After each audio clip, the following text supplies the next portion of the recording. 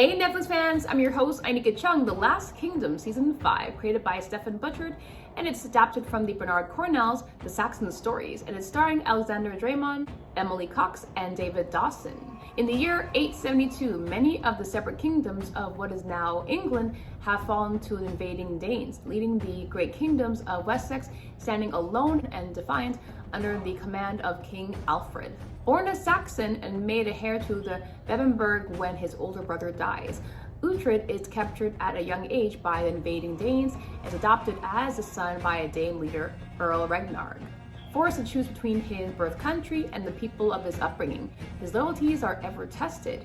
What is he, a Saxon or a Dane? This season follows Uhtred's journey as a warrior torn by conflict and loyalties as the Saxons battle the Danes in the epic quest to unite England.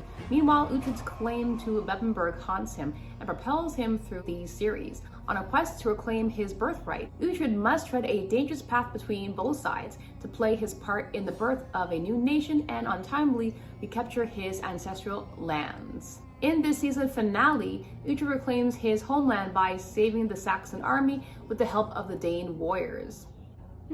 Very interesting.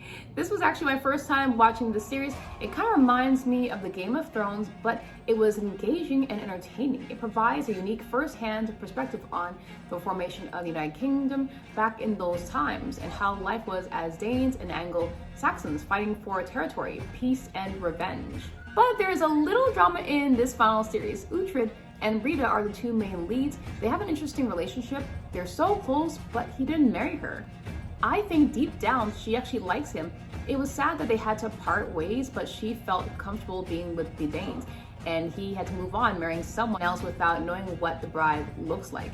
But she definitely was feeling him. She took off her hood. She was like all smiles. I could tell from the get-go. When she saw him, she walked so fast to the altar. Seriously, who would not want a handsome Anglo-Saxon warrior? You know, like, that's every girl's dream. I'm just saying, y'all. Uhtred had to sacrifice a year in exchange to teach the ways of how the Danes fight.